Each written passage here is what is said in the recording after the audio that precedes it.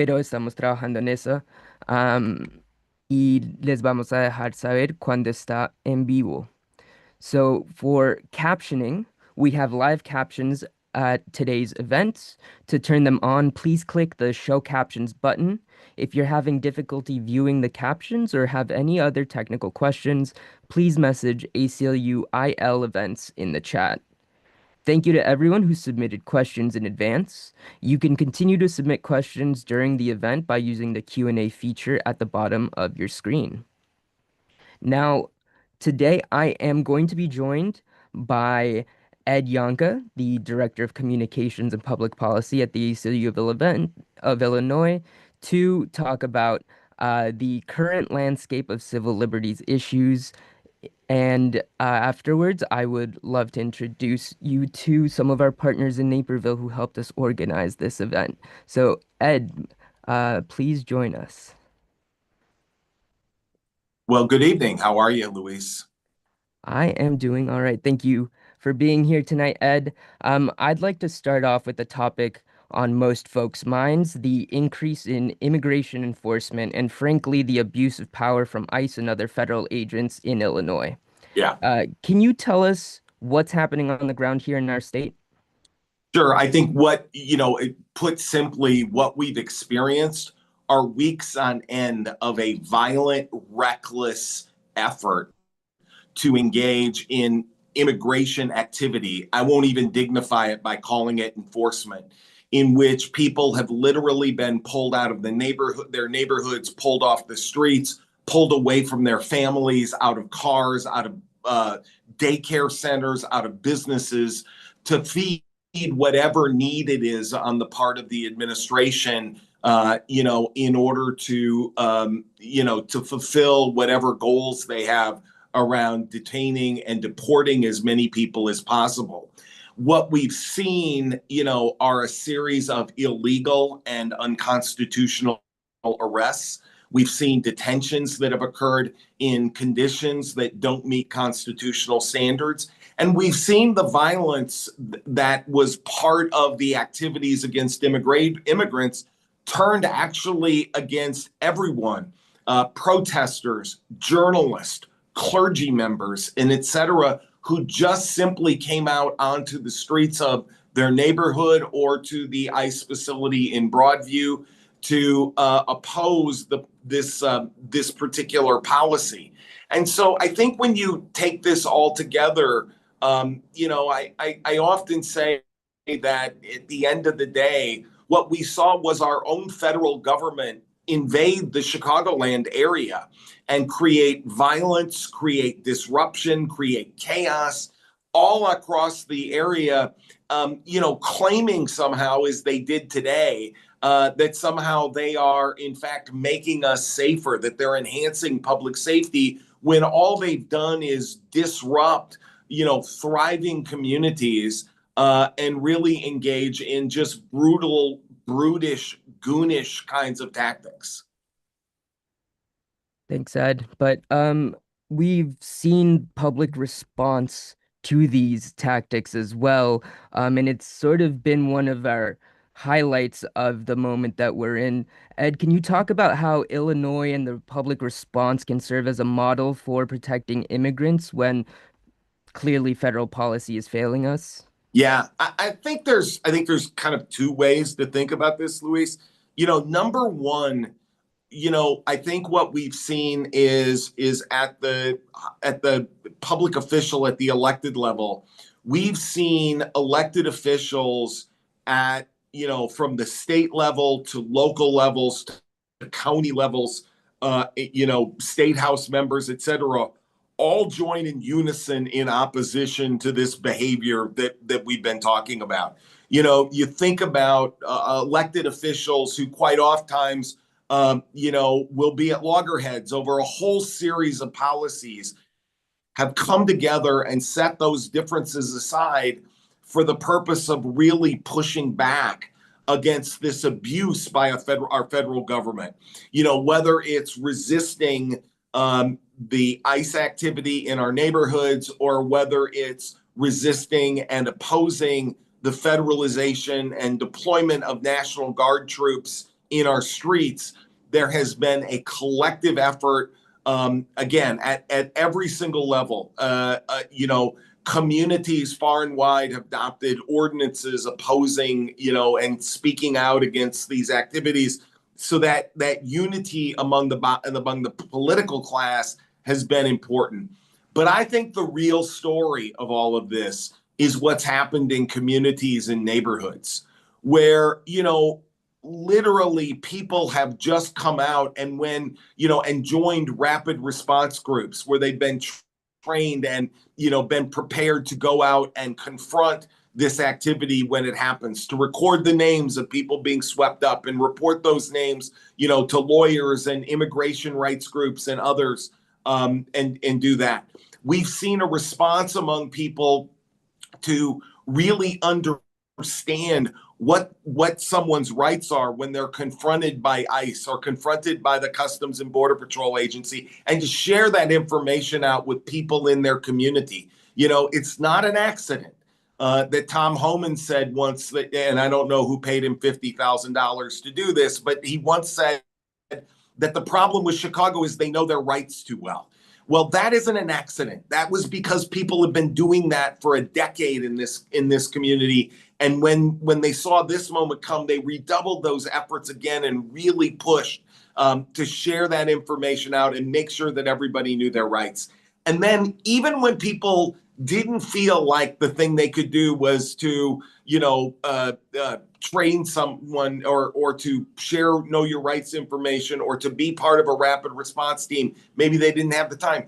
People literally did the simplest things they could, from just buying whistles and going out onto the streets and blowing whistles when ICE were present, to creating chains and, what they called human buses to walk children to school whose parents were afraid to accompany them to school lest they be confronted by ICE.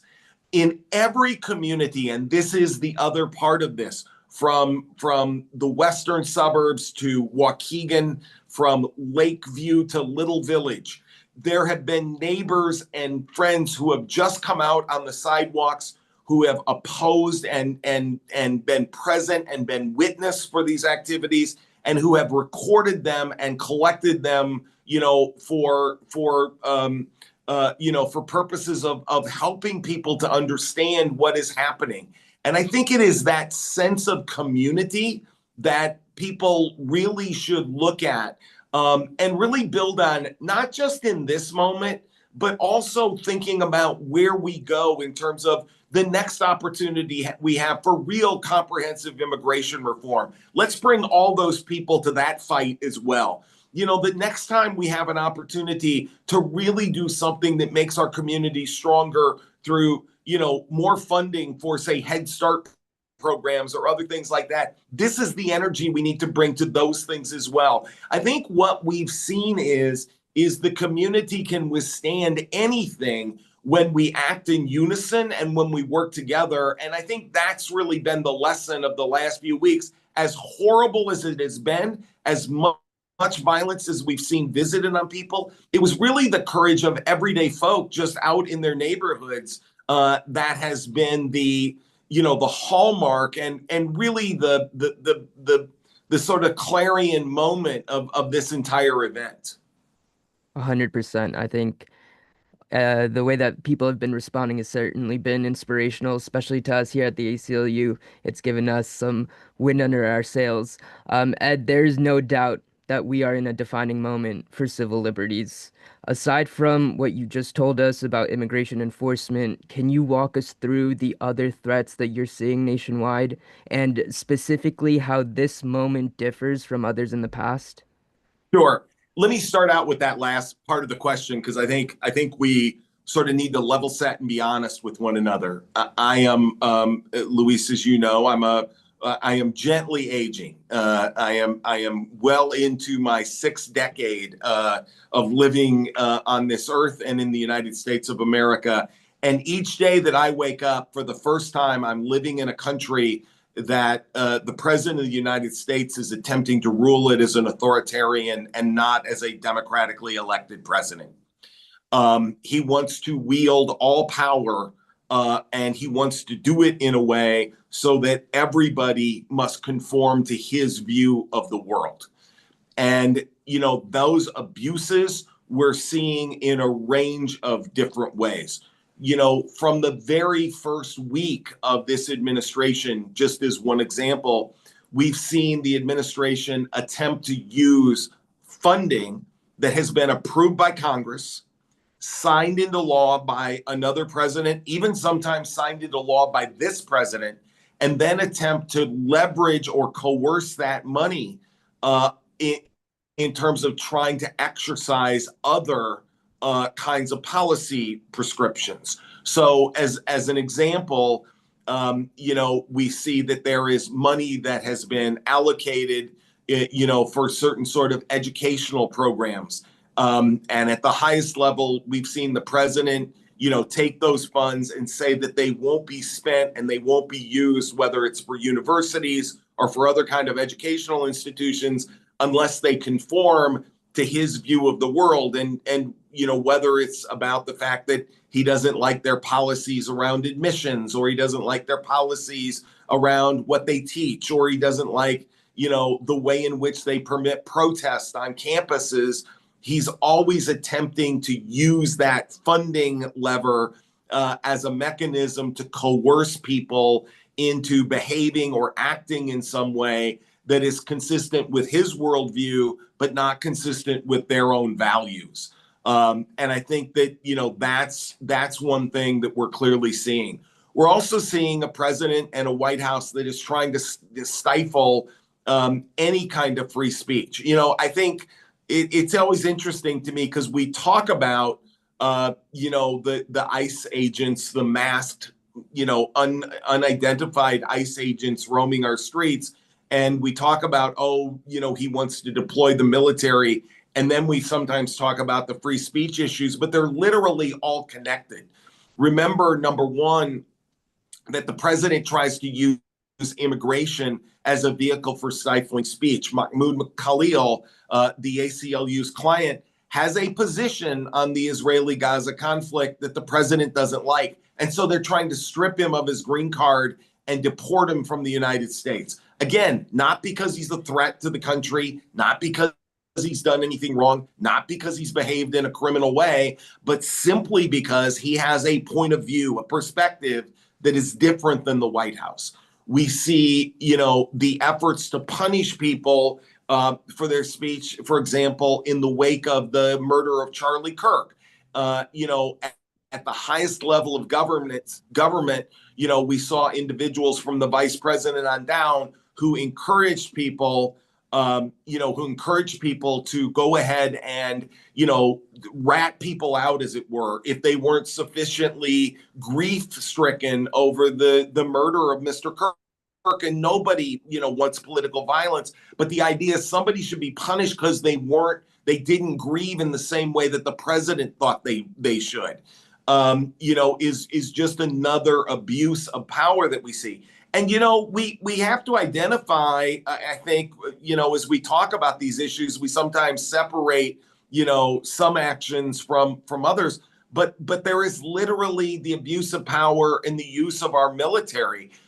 We are committing murder off the coasts of Central and South America on a daily basis with no justification and no legal rationale at all. And so, I think that, and the president simply says, we're going to kill some people. That kind of abuse of power taken together, I think is really one that we just haven't seen in this kind of global, reckless sort of way. And so I think that the challenge is really here. What it is that we're facing, what it is that we're doing and seeing is really something that I think all of us need to be attentive to. And on top of all of this, and I know we're going to talk about these things, on top of all of this, there's an attempt to change the way we do elections and rig the next two elections. So to, secure this administration, or at least this approach, for some time to come. That's a perfect lead into our next question. So, as you talked about, all of these issues are interconnected. Now, the coalition of organizations that are helping us co-host tonight, they're all involved in different issues: immigration, voting rights, education, equity. How do you see these three issues intersecting right now? Let me start with a little bit of a philosophical answer and then go to the practical. Um, I believe, as you know, Luis, I think there are two beautiful phrases in the English language. The first phrase we hear every February when we hear that pitchers and catchers report to spring training, because baseball is actually life, and therefore that is important. But in all seriousness, the second most beautiful phrase is "we the people in order to form a more perfect union." And the reason I love that phrase is because we were never promised perfection. We were just promised the ability and the capacity for all of us to work towards it. We were promised that we would have the tools in a democratic society where we could all work together and work towards, that perfect union. Here's the thing I think about those three issues and the groups that are here together. We all recognize that we have shared interests in a society that is more just, that is more fair, and that works to lift up those who need help the most. That the bottom up and not the top down. And, at times, of course, it is true that we often are so busy in our own lane or in our own path or pursuing the policies that we want that we don't see those intersections as clearly as we should. And I think it's one of the things about this particular moment and the threat that's coming from this administration is that there is really an opportunity for all of us to come together and to recognize that number one, we're stronger when we work together, and number two, that we can advance all of our goals by advancing together to fight those forces, especially that try to work against equality, that try to work against that more perfect union. And so, I think in some ways, the other lesson that I hope we draw from this moment is, we, as you know, at the ACLU, I think we are working in unison with many of our coalition partners in a way that we haven't in years. And we need to do that because we need all of the collective strength that we can bring to this fight. What I think we have to do is think about what this looks like as we try to move forward into the next steps and coming up with solutions is, giving space and taking space for what is not only the most urgent, but what is it that we can all do to help the most number of people? And sometimes that's going to mean sublimating our priorities for a moment to help somebody else advance theirs. And, in this moment, it feels, again, I think about the people, again, from the communities across this area who have come out on immigration, and come out onto the streets in a way that they probably never would. And so, there is a lesson and an opportunity for us because we realized where the crisis was and where we needed to apply the pressure. So let's find the next thing that we need to do together like that and push forward on those issues. Ed, we're also seeing schools, or more aptly, school board meetings, become a modern political battleground. Whether it's book bans, censorship, or the way that we teach history, why should civil liberties advocates care about what's happening in classrooms? And what are ways to combat this movement, to undermine our kids' education? Yeah, I'm really happy that this is part of this effort tonight because I think these issues are really, really critical, and it ties back to what we're going to see. We're already seeing it in many ways. I think we're going to see it moving forward in a more pronounced way. The Trump administration has a vision of American history, which is nothing like the American history I learned, right? It is a sanitized version of history. And so it is a history in which we literally celebrate the people who rebelled against the country and defended slavery, but don't honor the people who fought for liberation and for freedom, not just for the formerly enslaved, but for countless other people throughout our history. We are better when we recognize, again, that this country is one that can be great, but that has great faults, and always has, and we still do. And, the reality is that one of the ways that you learn from history is to actually learn it. And so I think this issue of what we teach and the way we teach it is critically important. And so here's the thing. Donald Trump signing an executive order does not change the law in Illinois. And whether it's around books in classrooms, whether it's around curricula, whether it's around the way schools, treat people of color, whether it's around the way schools handle discipline issues, whether it's around the way schools deal with LGBTQ youth. None of those things change under state law because Donald Trump signed an executive order. That is simply his view of the world. It does not erase, as I say, the small d democratic process that we've gone through in our state. And I think one of the things that is important is that at that level of a school board, a school principal, others, is that they hear the message from people.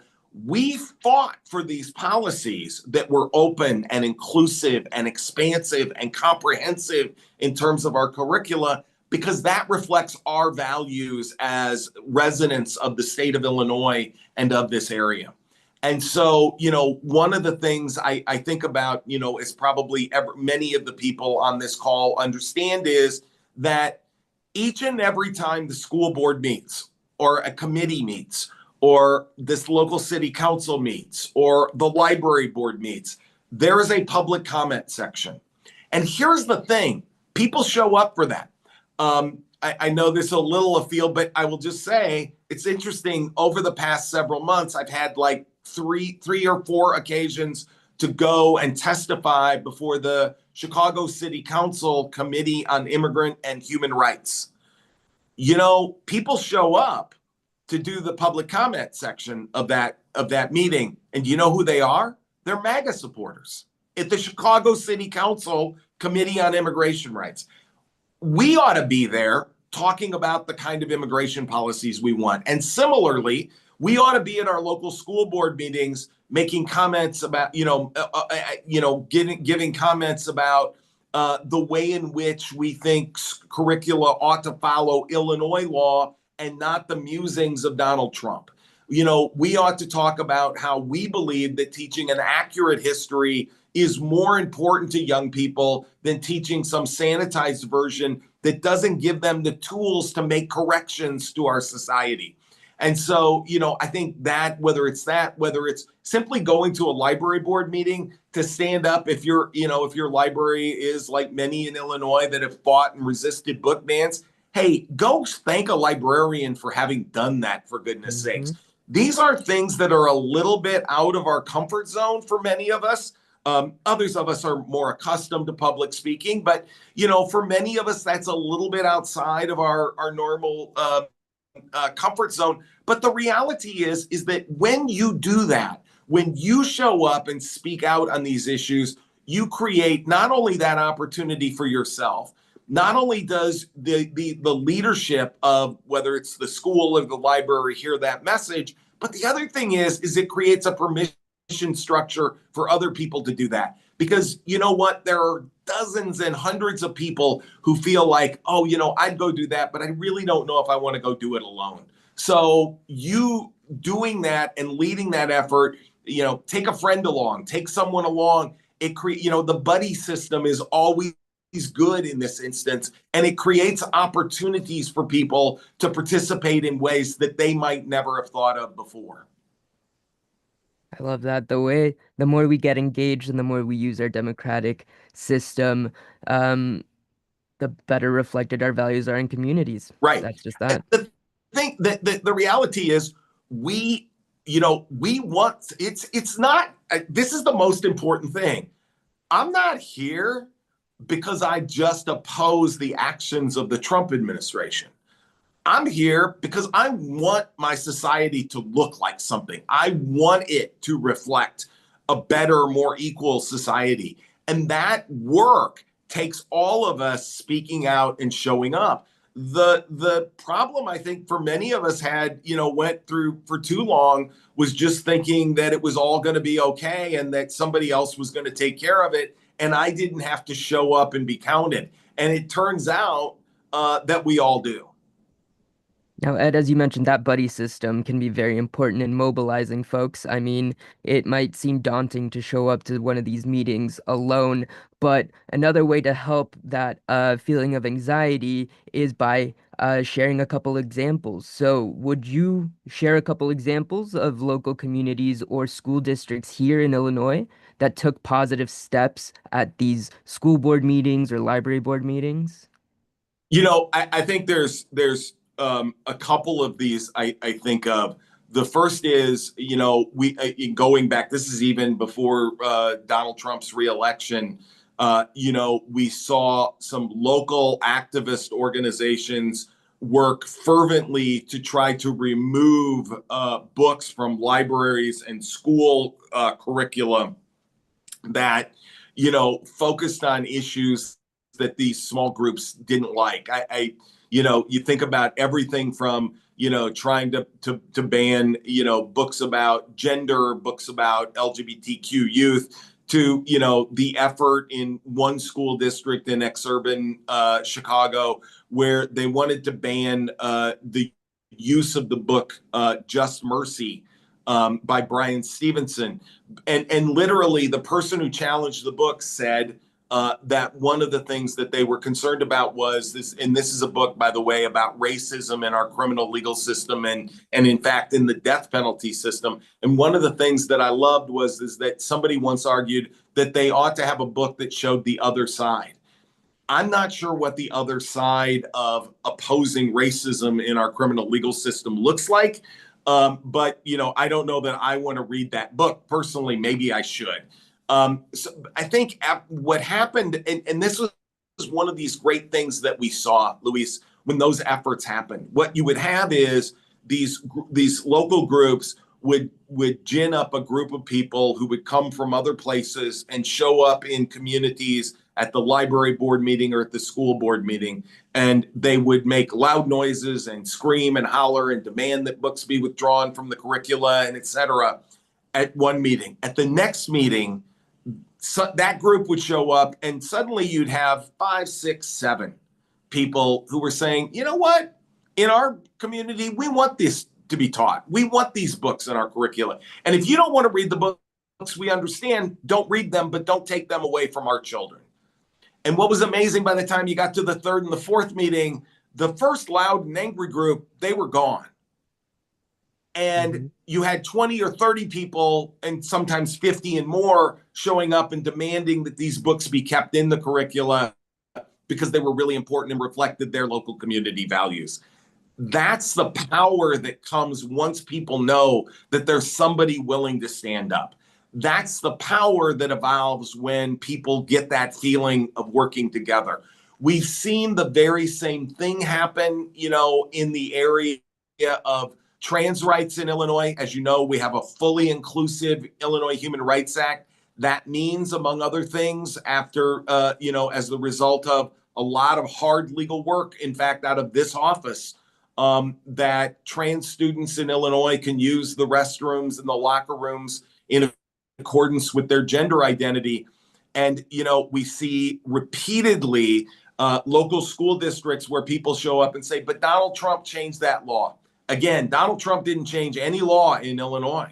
And so, they've been, again, people have come together, they've fought, they pushed, and they've created this opportunity for people, to speak out and have resisted these efforts to change policies at the local level. That's something that doesn't take a lawsuit from the ACLU. It doesn't take any further action in Springfield. We've done that hard work. What it really takes is that simple people power on the ground in our communities, and it's because people care. And when people care, they show up, and when they show up, we win. And let's not wait for that third or fourth meeting. Let's get there on the first meeting. Let's make sure we have our values heard and represented in our communities. So, Ed, I have one final question for you before I would like to invite our Naperville partners.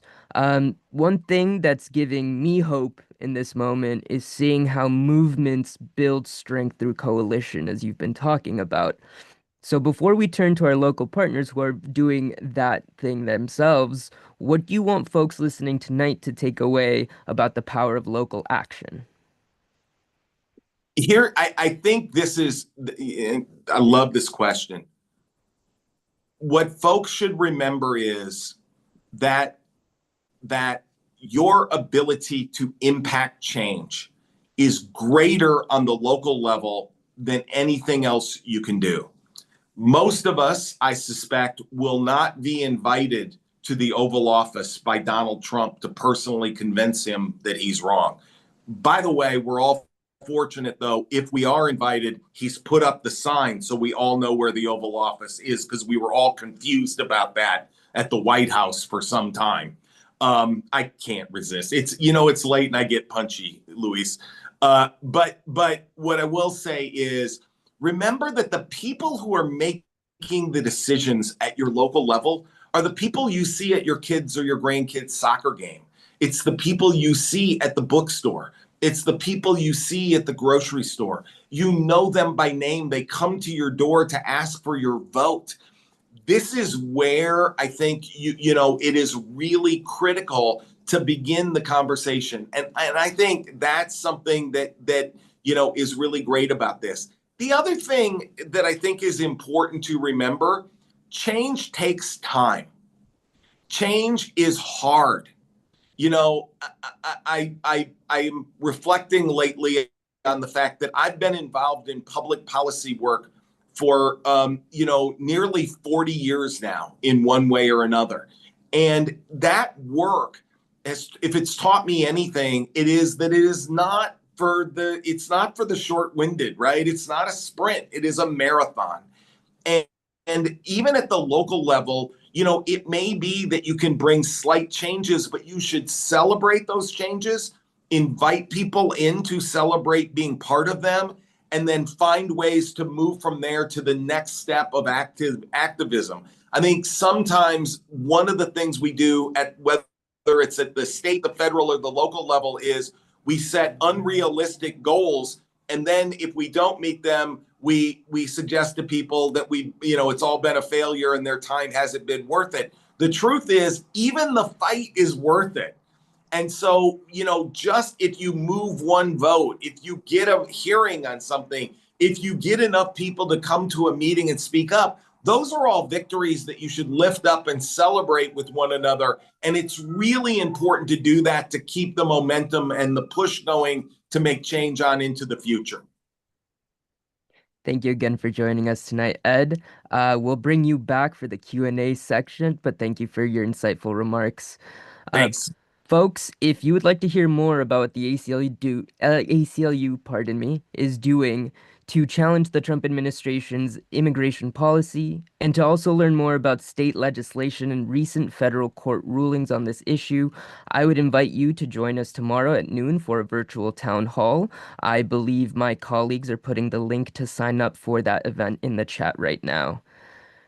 Now, I am very happy to welcome Laura Welsh, past president of Illinois Now, Donna Sachs from Naperville Neighbors United, and Diana Torres Hawken from ALMAS to join our conversation and talk about the coalition and community building work their organizations, the AAUW Naperville Area branch, and the National Council of Jewish Women Chicago North Shore are doing. Thank you for joining us this evening. Now, Ed and I talked about what's happening nationally and across Illinois, but movements are built locally. The work happening here in Naperville is a proven framework for how neighbors can come together, defend their rights and dignity by mobilizing and activating their community. This question is for all of you, but I'd love for each of you to first briefly introduce yourself, your organization, and then talk about your mission and what drew you personally into this work. We'll start with you, Diana, since I see you ready for the question. Thank you. Thank you for this opportunity, everybody, and thank you for joining us. My name is Diana Torres Haken. I am a founder and vice president of ALMAS, Alliance of Latinos Motivating Action in the Suburbs. We were founded in 2023, and we're the first Latino-led and Latino-serving nonprofit in Naperville. Our name means souls in English, reflecting our mission to amplify Latino voices and stories in the Western Suburbs. Our goal is to celebrate the diversity of Latino cultures, build community connections, and empower our neighbors through education, leadership, civic engagement, and cultural initiatives. As a founder, I'm personally committed to the work because it creates real spaces of belonging, of recognition, and pride for our Latino and Hispanic communities. Tonight, I'm here personally and also on behalf of ALMAS, involved in the immigration-related efforts because it's a natural extension of our mission. Whenever policies or practices undermine belonging or safety, we stand in solidarity and work towards solutions that are rooted in dignity, justice, and community. So I'm excited to be here. Thank you for having me.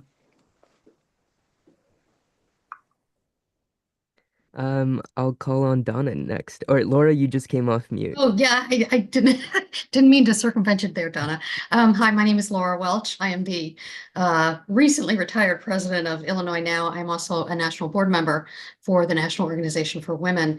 And next year, Now we'll be celebrating our 60th anniversary as the largest multi-issue feminist organization in the United States. And by multi-issue, we focus on 6 core issues. And, you know, as I was listening to Ed, every last one of these issues intermingles. Every last one crosses over. Reproductive justice, racial justice, ending violence against women, constitutional equality, economic justice, and LGBTQIA plus rights. And again, every single one of them overlaps. I can tell you that we have worked quite well with the ACLU on things like the Keeping Youth Safe and Healthy Act, many reproductive justice issues, and they've been a wonderful resource. But what we've done here in Naperville is create Naper Allies. And I look forward to explaining that to you. We are with the League of Women Voters of Naperville. We are with the National Council of Jewish Women, Chicago North Shore, and we are with American Association of University Women of Naperville. And we have brought in other groups. We have worked with the NAACP of the Western Suburbs. We work with the Naper Pride. You know, across the board, because our organization does cover so many issues. All of these groups came together because we felt that there was so much that intermingles, so many things that the League will work on, we will work on. And it just goes to show that coalition, that's the way we need to do it. And bringing people in who didn't realize that they could have a voice in this, in all of these efforts. So it's been wonderful, and I really appreciate everybody being here tonight.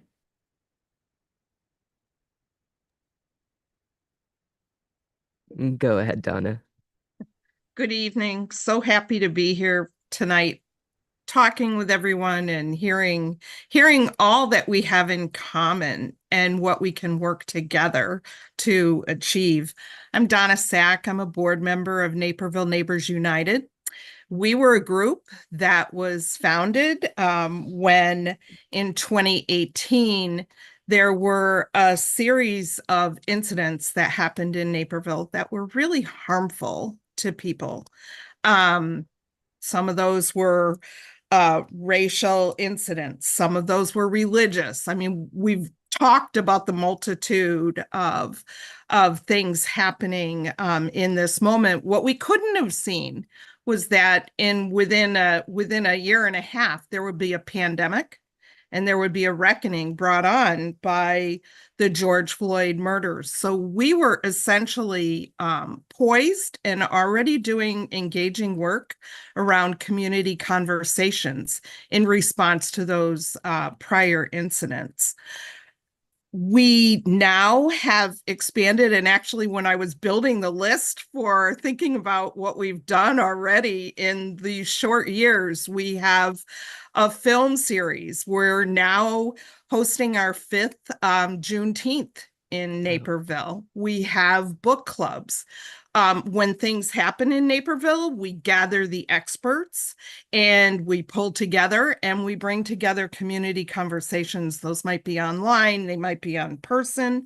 And now we're really building a series of educational events that are offered to both youth and to adults.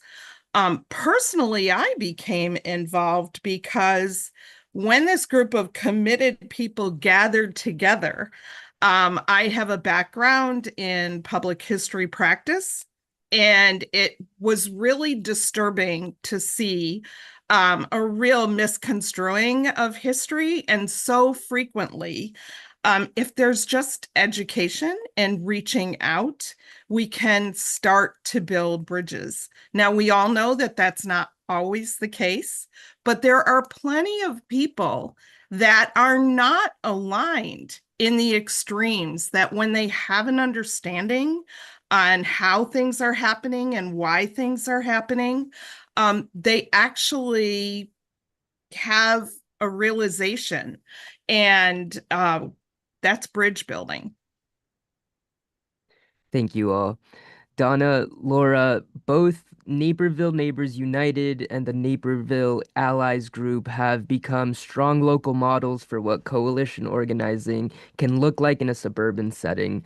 Could you both talk about what made these collaborations work and what challenges come with trying to organize a community that's both politically and culturally diverse? Sure. Who wants to go first? I think Laura already mentioned one of the really significant things, which is to partner. We have to work together in order to achieve what sometimes seems to be simple objectives, but oftentimes have so many complexities within them. And I think if I really had to say one thing, it would be to listen and to observe what is happening in the community. There are lightning points, and there are also subtle points where you can see things beginning to percolate. And listen to the experts, and oftentimes the experts are not necessarily folks with academic credentials, right? It's the people with firsthand knowledge and experience. And be prepared to act. And it's not always easy. It can be extremely challenging. You can have a target put on your back, all of those kinds of things. But we just need to remember what our core purpose is. And another piece to the puzzle is have a diversity around the planning table. The time to have diversity is not when you're a mile into a project. It's right from the onset. And that diversity needs to be in all the kinds of ways that we all know are important. And you will have to work around disagreements, but through that, you can come out with certainly a really, really strong approach and strategy to community building. So I want to give you a little bit of background of how the Naperville Allies, or the Naper Allies, as I call them, came about. We were all in COVID, lockdown, whatever. And so everybody was on Zoom. And we started listening. As Donna said, we all started listening to each other in our organizations. And in 2021, a group of us got together. from the different organizations that in the beginning were part of the Allies group. And it was Elizabeth Carroll from AAUW, Jill Lexier from NCJW, me, and Becky Simon, who was at the time League of Women Voters Naperville president. And we realized that we had more in common than we didn't. And as I said, all of us here work on multiple issues. And so we thought that there was strength in that number. And at first, we really just started sharing information because that's incredibly important that we know what other organizations are doing, and we start up each other's actions. Again, we had Zoom, and so our work level shot way up, but our information level shot way up as well. And so we were cross-posting each other's events. And when we started meeting more often, and we actually just had a meeting this afternoon, we meet once a month now, and we started realizing that we could make change here locally. Whether it's combating a local hate group, who, we've done a lot of work to keep them as much out of our government as we possibly can, in a positive way, saying, look, this is not Naperville. It used to be. There used to be sundown laws in Naperville. They don't exist anymore. It was not our work, but it's people like us that came before us that realized we can all get together. We can keep them out of our government. We can make positive change. And so it has grown to the point that we started writing letters to the editor together. Again, strength in numbers. We list all of our organizations. We all sign on to the letters. We all, put our heads together and work on the letters. We've done incredible rallies and protests. Whether it's doing stuff about uncensored, we've worked with students at North Central College. That's been personally for me. We have what's called a College Action Network in NOW. And we didn't just keep it within NOW, we brought it to the rest of the groups. So we've done work all across Naperville, getting the students involved, not just at the college level, but also at the high school level, which is really exciting. We've done marches and protests. One of the biggest was right after the horrible Dobbs decision came down, taking away our rights to our bodily autonomy. We had hundreds of people lining Washington before the bridge was under construction. We had a helicopter from ABC, and then it came down, and we had people from ABC coming. And then people started pouring out of their cars who weren't even aware this was going on. So that's the way that the Neighbor Allies has really made a difference, is knowing our connections, knowing where we have all sorts of different strengths, and bringing it all to the table all together. That's incredible. Yeah. Diana, your work with ALMAS directly supports immigrants and families navigating complex policies here in Illinois. Could you share what challenges you're seeing locally right now, and back to the coalition bit, how neighbors or volunteers are stepping up in this moment for people in our community? Absolutely. It's a great question. And I just have to say, I'm so proud to be in this organization with the folks that are leading it. And so there's two main challenges that I do want to highlight tonight. First, we are seeing an increased fear and confusion around immigration enforcement. So across the suburbs, where, by the way, there are now more Latinos and Hispanic folks living in rather than the city of Chicago, we've seen a rise in reports of unmasked or unmarked ICE activity near schools, grocery stores, places of worship, residential neighborhoods, right? And even when these agents aren't directly engaging residents, their presence alone creates widespread fear. That fear is not limited to undocumented families. It affects fully documented immigrants, mixed status households, second, third generation Latinos and Hispanics, and even our non-Latino neighbors who witness these kinds of encounters. So we have families who have lived here for years that suddenly feel unsafe doing the most ordinary things: grocery shopping, walking the dog, dropping kids off at school, and sadly even trick-or-treating, just past recent holiday. It's a kind of trauma that ripples outward, and it impacts mental health, school attendance, workplace stability, and community trust. It reaches far beyond Latino and Hispanic communities. It affects anyone whose identity, language, or appearance may make them worry that they could be misidentified or targeted. When fear takes hold, it changes how a community moves and functions. So what, Donna and Laura are sharing, that's why the work that we're doing at ALMAS, creating safe, trusted spaces, has even become more essential. The second challenge that I just want to highlight is the sheer amount of information and the difficulty that comes with it of knowing what's accurate, what's accessible, and what's culturally relevant, right? So we've seen encouraging moments where local leaders have stepped up and reassured the public with their messaging and information, and we truly appreciate that leadership. But those efforts only reveal something really important, which is that addressing those challenges requires more than statements of support. We really need real partnerships.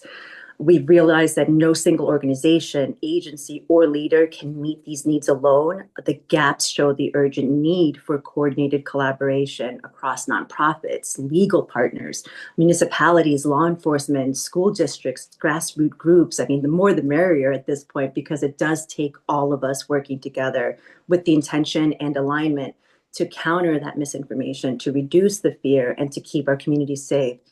As for the question, how can neighbors step in and help? Three simple ways that come to mind, powerful ways, is one, lead with empathy. Fear makes people withdraw, but solidarity makes people brave. So small gestures, even kindness at a store, a smile, a greeting in Spanish, remind families that they're not alone. Two, support Latino-owned and immigrant-owned businesses. So economic support is a way that we can communicate and show support, and it's community protection. When fear keeps families at home, local businesses feel it immediately. So restaurants, shops, trades, home services, showing up matters. And third, amplify accurate information. Shared verified updates, share Spanish-speaking resources, hotline numbers. Correcting misinformation is important because that's one way that we can stop the fear from spreading faster than the facts. Thank you, Diana. Laura, your work is focused a lot on civic engagement and ensuring everyone's voice is represented locally.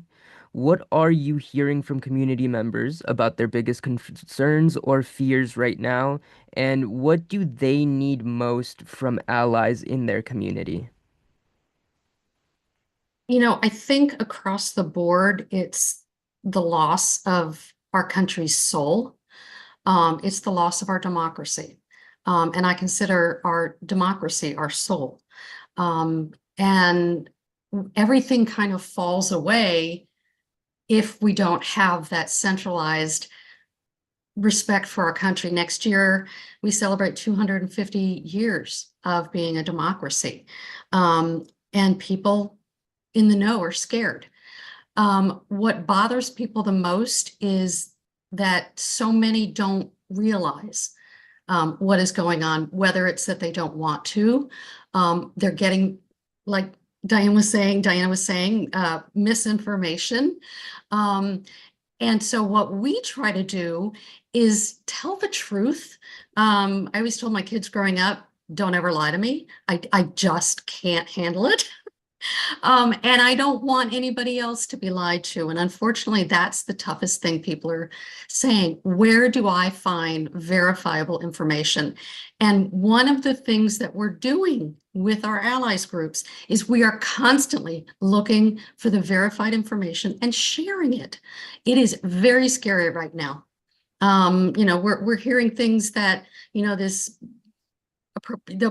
bill that just got passed in the Senate, people don't realize that now they're going after Planned Parenthood again. And there's a whole bunch of issues in there. We know that federal funds don't go for abortions in Planned Parenthoods and things like that. But there's so much misinformation that they're putting out and people don't know where to turn. So locally, it is so important for our groups, all of us here today, to constantly provide the facts. And that's really, and sharing it. We don't all know each fact about each issue, but somebody here does. And so we need to keep amplifying that together. Well said, Laura. This next question is for all of you. So, for folks listening tonight in or near Naperville who want to help but aren't sure where to start, what's one concrete thing you can suggest for them to do so they can feel like they made a difference? I'll start. The one concrete thing that I can think of is that each person needs to find what they're comfortable doing. What's their niche? And that might be, we always hear about the 5 love languages, right? For couples. What if there's love languages for our communities? What would that look like? So maybe it's words of affirmation. Be kind, show verbal support for someone, march in a protest. That is a visible way to share affirmation. Quality time. Pay attention to what's happening.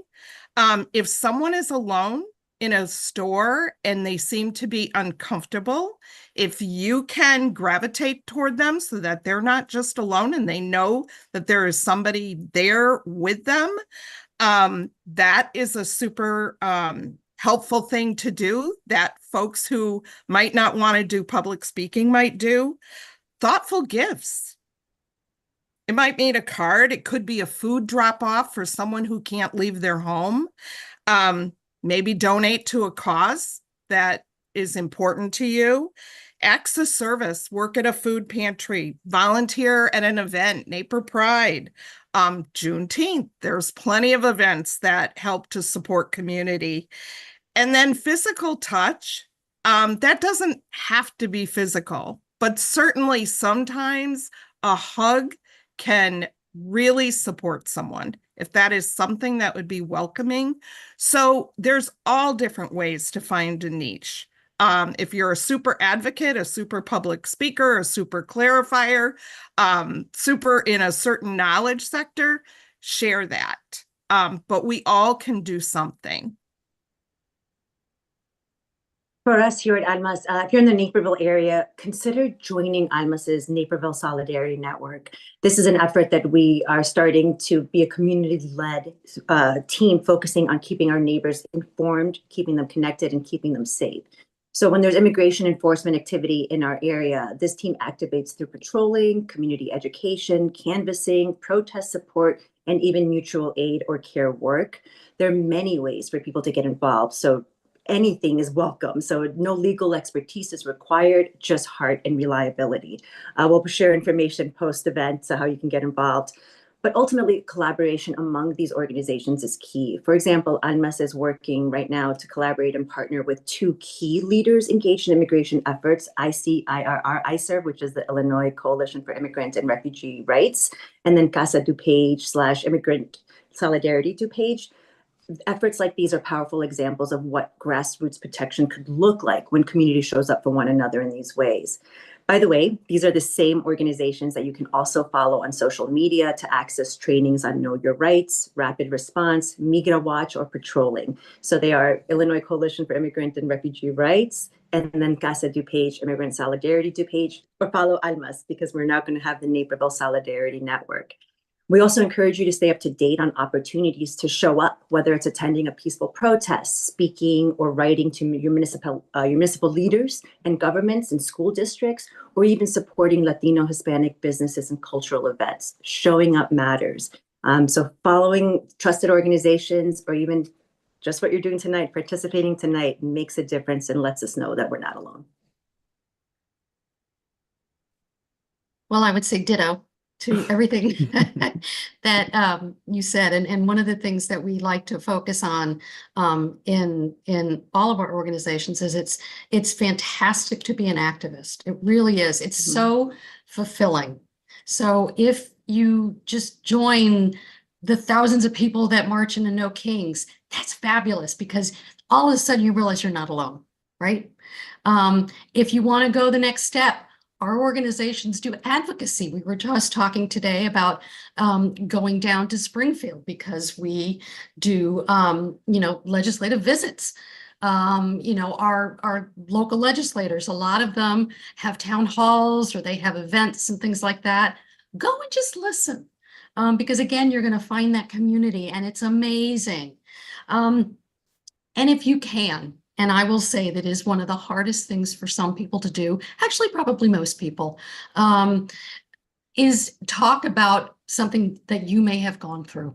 I do this all the time, and I cannot tell you how often someone comes up, actually sometimes multiple people will come up and tell me their stories. And that has been the most impactful part of my work. And now, and I can say across the board with the allies, when someone comes up and says, I didn't know that, or I didn't know that there were other people who thought that way about, you know, a certain legislator or a certain issue.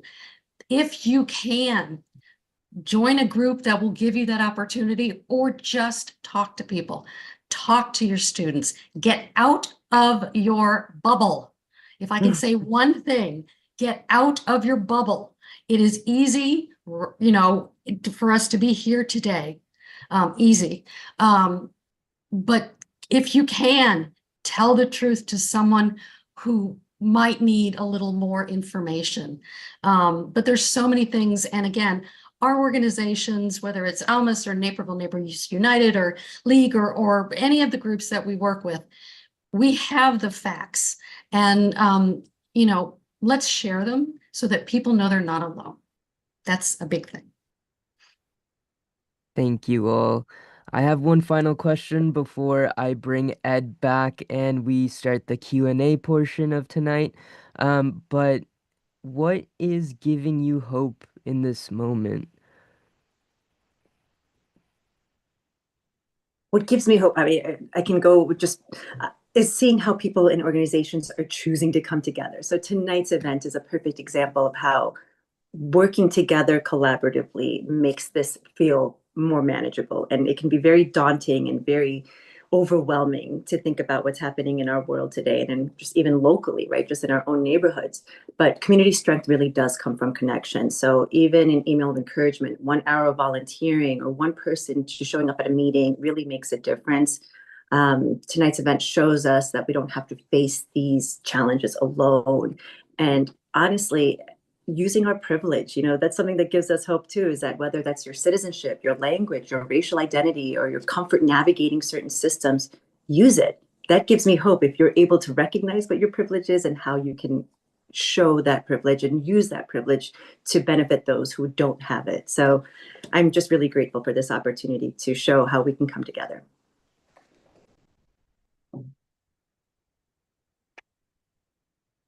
Well, what gives me hope, again, ditto, is, well, I mean, because this is why we're here. Yeah. You know, what gives me hope is just watching just our neighbor allies group expand, you know, to start working with ALMAS and NNUW and, you know, the students and things like that.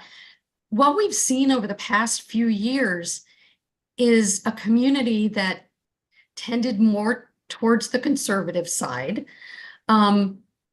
You know, I'm going to say white, you know, privileged, whatever you want to call it. Mm-hmm. And we've seen people literally flood out of their houses onto the streets. So we know that our community appreciates the diversity. We know our community is going to stand up and fight and speak out who aren't comfortable or can't, who may be hiding in their homes right now because they're afraid of ICE, who may, you know, be a victim of domestic violence and just don't know where to go. And we're telling them, you have people either who are just like you or people who will stand up for you. That's what gives me hope, seeing the incredible numbers coming together here in Naperville to fight for what's right.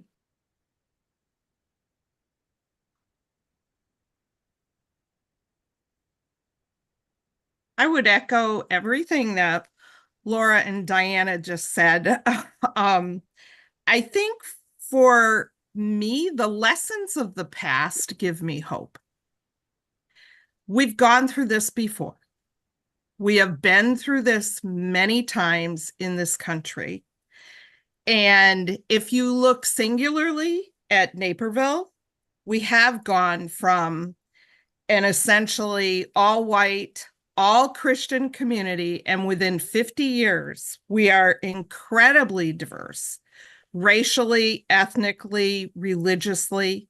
People are coming out and giving voice and sharing themselves to better our community.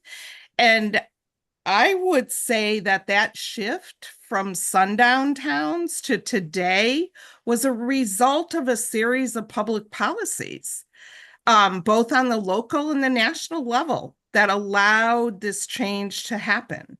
And so while we're seeing that pendulum where it is right now, and it's terrifying, the speed of which things are happening and just the chaos of it all, we all have a role to play in ensuring that our democracy holds. And evenings like this one certainly are part of that picture. And I will say again, and thank you so much for saying it earlier, we the people, in order to create a more perfect union, we need to be together on this and to hold steady and to ground ourselves and to know that this fight is not an easy one, but it's one that has to happen. That's what gives me hope. Thank you all again for joining us tonight and for these inspiring words. I'd like to invite Ed to join us back for the Q&A portion of tonight. As a reminder, we will be taking questions through the Q&A function here on Zoom, so please feel free to submit anything you have. We also have some pre-submitted questions that I can get through. But the first question here on the Q&A, I would actually like to direct it to Diana. Diana, how can folks get rapid response training? Totally. So one of the things that you can definitely do is follow those trusted organizations. So ALMAS is a great example. If you're on social media, Facebook, ICER, so Illinois Coalition of Refugee and Immigrant and Refugee Rights, they're great. And then also Casa DuPage or Solidarity. Oh my gosh, so Immigrant Solidarity DuPage. And so there's a couple of pages, and we'll list this all as well in all of our sources. But there are trusted sites, but start with one that you know you can trust, and please do trust ALMAS to do that. But again, we also have the Naperville Solidarity Network that is combining all of those with the effort that collaboration is key. We'll be more successful the more information we have and the more info that we get from folks and input that we get. Thank you so much. Ed, for you, we have recently seen a lot of attempts to restrict the right to vote, like providing proof of citizenship. Why are these attempts harmful, and what other threats to voting rights are you seeing right now? Yeah, so first of all, we are everything from, Congress's consideration of the SAVE Act that would require people not only to prove citizenship, but to have the name on their birth certificate match the name on the roll, the voter roll, lest they be subject to being kicked off. These efforts through, both executive orders and funding to try to undermine the way in which our local election systems work. You've seen executive orders, as an example, that are aimed at trying to block mail-in ballots from being counted after Election Day. That's something that state and local jurisdictions set, not the federal government. And you're also seeing a diminution at the level, the federal level, of funding for cybersecurity and other kinds of voting support. The personnel in the voting rights section of the Justice Department now being housed by people who were election deniers in 2020 rather than people who are committed to, looking for people to vote. And I think one of the underreported things in all of this is, the effort by that section of the DOJ to try to get voter information about every single voter, intimate information about them all across the country, to look for voter fraud or look for people who are voting who shouldn't be on the ballot, in these wild claims of fraud. The Illinois State Board of Elections has resisted, the efforts on the part of the federal government to get access to that data about Illinois voters. That's something, again, I think we all need to support. And we really do need to continue to support efforts to expand access to the ballot, to expand early voting hours, to expand mail-in options, to do everything we can to make sure that people get a right to engage in the process. Ed, I'm going to stick with you. We have a question here about the recent federal court ruling on Broadview, on the conditions of Broadview. Can you talk about this ruling and how this came about? Yeah, a lot of attention has been paid to what's happened on the outside of the Broadview Center, the ICE processing center at Broadview. As many of you will know, it's been a place that's kind of been the locus for protest for years, frankly, going back to the Obama administration. And there were people who would regularly gather to protest ICE activities throughout the first Trump administration and the Biden administration. And when this new Trump administration came into being, lots of protests on the outside. What we found out was, as the result of the stepped up immigration effort, we needed to pay attention to what was happening on the inside of that facility as well. This is, as I say, a processing center. It was designed to hold people for a few hours before they were transferred somewhere else. Because ICE was bringing in so many people, including American citizens at times, they were stockpiling large numbers of people and holding them sometimes for days, and doing so in conditions that were overly crowded. Hundreds of people in a size of a facility that was designed for a couple of dozen at the most. Not providing adequate food and water, not providing access to showers, not cleaning the facilities, not being able to use a restroom. All of these things were things that we were hearing. And I think on top of all of that, there was a real problem in that lawyers were not getting access to their clients in the facility. We're not getting to make confidential phone calls. We're not being able to meet with their clients in person. And the corollary to that is that the ICE officials inside the facility were sort of coercing people and asking them to sign, orders of removal for themselves and give up all their rights under immigration law in order to or say to them, or you're going to have to stay in these crummy conditions for, a lengthy period of time. You're going to be separated from your family. So we came together with the MacArthur Justice Center, with a law firm here in Chicago, to challenge those conditions. They don't meet the constitutional standard, certainly not in terms of access to counsel, but the other things, a place to sleep, a bed, food, water, all of those things. And we won last week an order from a federal judge demanding changes to the facility. A group of our legal staff from the ACLU MacArthur went to the facility today for a visit. I think you'll be hearing a lot more about that in the coming weeks and filings in the courtroom as that process goes on. But, we are really looking, and committed to the idea of fixing that facility and assuring that it's up to constitutional standards. I'll just say, if anybody either knows somebody who was there or is there, or knows a lawyer that is having trouble accessing a client, they should feel free to contact us. We're, looking to continue to understand what's happening there in every way that we can, and looking for ways that we can correct those issues as we go forward. Thank you, Ed. This next question is for everyone. Just before I ask it, a disclaimer that we are all nonpartisan organizations. We hold all ends of the political spectrum accountable so that we can move ahead with making sure our communities reflect our values. But how are you all focusing on 2026, given that it is not just a midterm election year, but also the 1 year anniversary of this administration? Well, I can tell you we were just talking in our allies meeting today about that, because we all know that this is probably one of, if not the most critical election of our lives for many of us.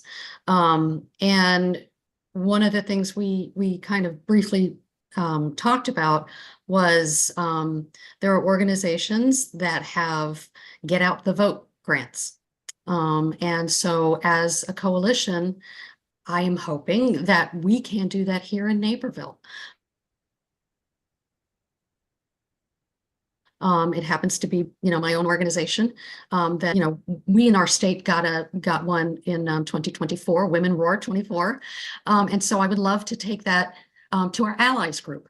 Because again, we have made such an impact, such a difference in our community by working together. And again, it's the strength in numbers. It's the coalition building. Again, whether it's going for legislative visits as organizations. When we were working on the Equal Rights Amendment, our groups came together and we sat in the whole spectrum of political, levels of government. And we got a lot of people that we did not expect to vote for the Equal Rights Amendment here in Illinois, to vote for the Equal Rights Amendment here in Illinois. So that's the work that we can do. And we see it here in how we have changed our community.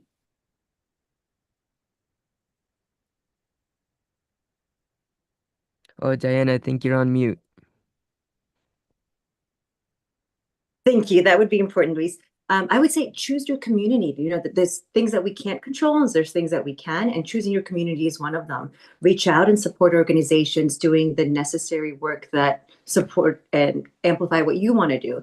Ask how you can help those organizations. Offer your skills, provide financial support if you can do that. Amplify their messages on social media and share their information. Or simply just let them know that they're not alone. Those messages mean so much. As a nonprofit, we founded this. I cannot tell you the number of times that we've shared those messages to remind ourselves it's hard work, but it's worth it. Those are contributions that are meaningful to know that we're not alone. Also, be a learner, be willing to learn more and train. So I mentioned before the Know Your Rights, Rapid Response, Migra Watch, patrolling. Just know that there's different angles and approaches, and be open to the fact that the more you know, the more you decide what is appropriate for you in your own community. So again, ALMAS is Naperville Solidarity Network, ICER, the Illinois Coalition for Immigrant and Refugee Rights, and then Casa DuPage / Immigrant Solidarity DuPage are the three that we would absolutely recommend. But ultimately, for this next year and every year moving forward, your voice matters, your presence matters, and choosing who you're with shows us who you are. So thank you. Certainly critical thinking is going to be key as we lead up to 2026. And I think encouraging people to do some fact finding, to battle misinformation and disinformation. Certainly, Naperville Neighbors United will be having a series of educational events on many different topics. We have one of our Keeping It Real film series offerings this weekend on Sunday, and it's going to be a great film with youth leaders who are advocating for climate change controls and information, and how to advocate for helping to save our earth. And I think that all of these opportunities are important across our different organizations, the wealth of information that's available, so that we can help people filter through the noise that is going to become so loud. And it's going to be chaotic and it's going to be disorienting. So I think that if we can be stabilizing forces within each of our areas, I think that that's going to be really important in the next year. And I'll just say, for us at the ACLU, while we are, as Luis points out, nonpartisan and have no permanent friends and no permanent enemies, the one thing that we can always do is to share as much information as possible with people about the process of voting, when deadlines are, where to go, what information you need, to try to demystify that process as much as we can, because people talk so much about things like requiring voter IDs and requiring this and requiring that, none of which we do in Illinois, and making that clear to people. But secondarily is continuing to talk about the importance of the issues, continuing to sort of, whatever one's political bent is, whatever candidates one supports, whether in primaries or the general election, the thing we can point to is how these issues matter to us as a country, but also to people individually. Thank you all. This next question, Ed, I will direct first to you, but anyone else, please feel free to chime in if you know. Ed, do you think that there will be troops observing voting in March and November of this upcoming year? And will there be a need for citizen observers to reassure the average voter? This is a really good question. And the short answer is, do I think that the administration will try to make mischief in elections by, putting, if it's not, I don't know that it would actually be troops, but might we see ICE deployed, or Customs and Border Patrol agents, or other people from the alphabet agencies, deployed near polling sites in some communities? That seems to me to be at least a possibility. I think it's one of the reasons why we're working so hard now. Number one, to oppose the federalization of and deployment of the National Guard in Illinois. But I think the other thing that we can think about is, the use of even election monitors on the part of the Justice Department, as we just saw in the recent elections in 2025, who were sent to certain polling locations in New York, in New Jersey, and in California, which were largely Latino wards. I think all of that is the kind of thing that we're going to have to be on the lookout for. And I think it's one of the things as an organization and in collective with other organizations, that if we see the Justice Department is doing that, we may need to send monitors to, if you'll forgive the phrase, to monitor the monitors. And I think that's something we all need to be open to, right? I think we need to understand, if there's going to be an effort to have, somebody there from the U.S. Justice Department to try to challenge people's rights to vote, it's going to be important to have monitors there to look and see how they're doing that. And if it's only, say, Latino voters who are being challenged. So I think a lot of that is going to go into this.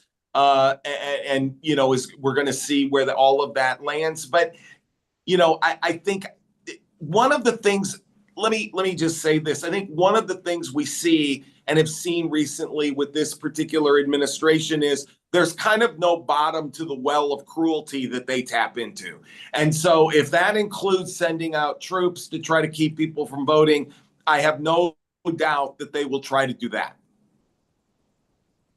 I would supplement too and just say that, if you want to be an election judge, absolutely, the more the merrier. But it might be other ways that you can contribute, and that is like helping neighbors navigate the voter registration. League of Women Voters does a great job of that. We had them at our recent Dia de Muertos event, registering voters, allowing people to have language access, ensuring that happens. Transportation, even volunteering for organizations here in Naperville, getting folks in and out, and just even understanding the rights and supporting those that may feel like their safety, just being accompanying folks. So there's ways to get involved, but I think at the end of the day, every single one of us who are at this table want to ensure that our democracy is working as intended. So however that looks to you and in your family and what your capacity is, please do. And as much as we can to educate our neighbors, I put up the League of Women Voters Vote 411. That's very important. The SAVE Act that Ed mentioned, it should be very frightening to women who have changed their names when they got married. but it also focuses on lower income women because, or people in general, because if you have a passport, that can get you through some of the hurdles that hopefully it won't, but if the SAVE Act passes, if you're able and if you have the financial resources to get a passport. So who does that leave out? Lower income people, people of color, senior citizens. I know the thing these days is not to change your name when you get married, but some of us are older, have been married a long time. We changed our names. People may not realize that is an issue. So education is something that we really find is incredibly important. Whenever our groups do a tabling, we should have this information available. We do a lot of tabling together. We've done it at Neighbor Pride and other other events, and we provide this information. And one of the other interesting things is, as much as now is nonpartisan, we're kind of partisan, and you didn't hear that from me, but we will be next to the league and AAUW and NCJW, and if there's a question that they cannot answer because of their tax status or whatever, they send them over to us and we'll answer the question. So again, more ally work, more working together in coalition gets the information out. Great. Well, thank you all again for being here tonight. Before we wrap up, I would like to turn the mic over to Laura, who has a call for action for us tonight. Laura, the floor is yours. Be careful what you wish for. Those who know me will know. Look, we all know that there's so much going on that is overwhelming. I encourage you, number one, to get outside. Get away, put your phone down, put some calm music on, or read something wonderful. John Pavlovitz is a wonderful person to read, and there's many others. But what do they call it, where you go woods immersion or something like that? Do that. But join a group. You don't have to, join a million of them, although I would guess that most of us here are members of about every organization there is to know about. There are some that do have fees, there are some that don't, and that's okay. If you want to focus on a particular issue and they have a fee, if you can do it, do it. It'll give you different opportunities. If you have 2 minutes, one of the things that we focus on is there's all levels of advocacy. There's all levels of activism. In Illinois, you can file a witness slip. A lot of people don't know about it, but you can file a witness slip for a bill in our legislature that you really like.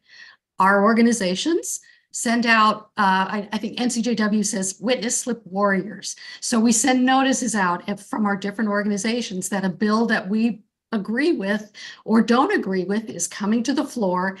Get your witness slip in. I will tell you, having listened to many of these meetings, they actually pay attention to witness slips. It's not every state has it, but we do.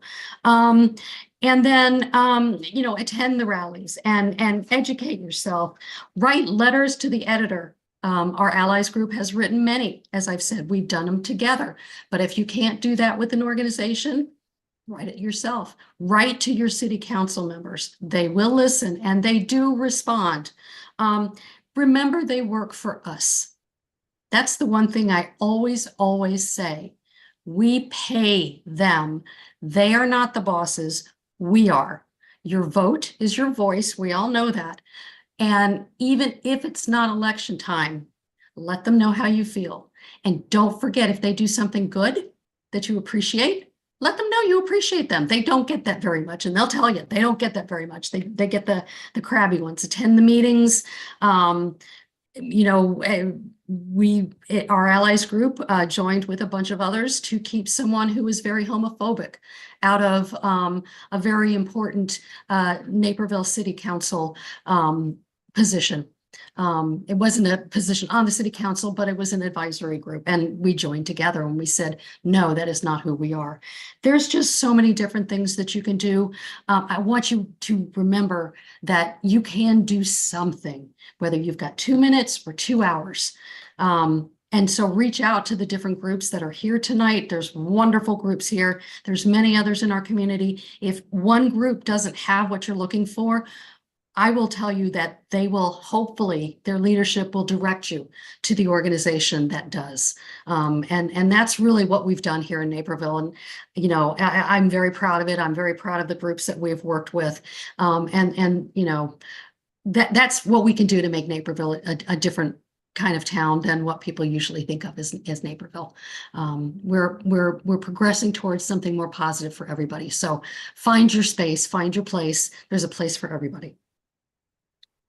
Thank you, Lauren. Thank you all for joining us tonight on this Thursday evening. I know that we've dropped a lot of links in the chat. Do not worry. We will be forwarding them in a thank you email after the event. You do not have to quickly copy and paste all of them.